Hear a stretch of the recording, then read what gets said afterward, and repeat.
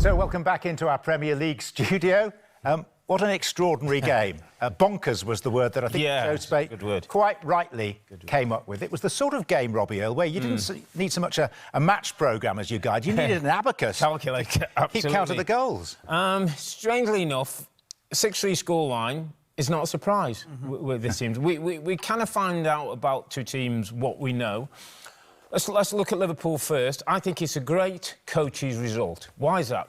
They win, they've had goal scorers, you get 3 points, but there's enough evidence there to say we're not the finished article. There's still work to be done. We've still got to make sure defensively we don't get sloppy and our concentration's got to be better. So Arne Slot will love that. From Spurs' point of view, we saw the young back four at the start of the game going through their little defensive drills. That back four needed better protection today.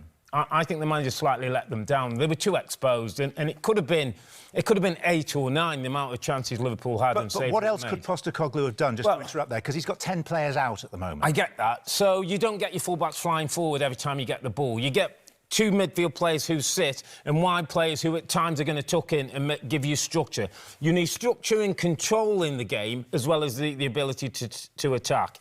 And I know Ange's going to say that's what he does and that might be OK, but things could go from bad to worse. Could this be a watershed moment for Postecoglou to ship 6 at home? Yeah, I mean, I think there has to be hard conversations. And I say that coming from a player standpoint where I've had to go into a dressing room and I've had to question the manager. I've had big senior players question the manager because, by the way, when you take 6 at home, it's horrific. Now, you talked about the chairman, and I think there's conversations. I think Ange Postecoglou has to have the right to be able to adapt and be told, we need some adaptation. If he can't do that, okay, then that's a different conversation. But right now, his plan A isn't always working. His plan A is getting him into 11. He has injuries. Every team has injuries, so he can't just go based on that. Sometimes you have to adapt your team. Yeah, remarkably, they're 11th in the table, but they are the Premier League's top scorers with 39 goals.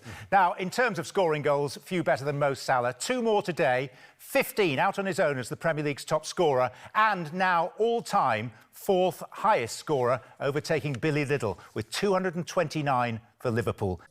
Hi there, I'm Rebecca Lowe, studio host of NBC's coverage of the Premier League. Don't forget to hit subscribe to watch more videos all season long. And if you want even more Premier League content, from original series to live matches, head over to Peacock.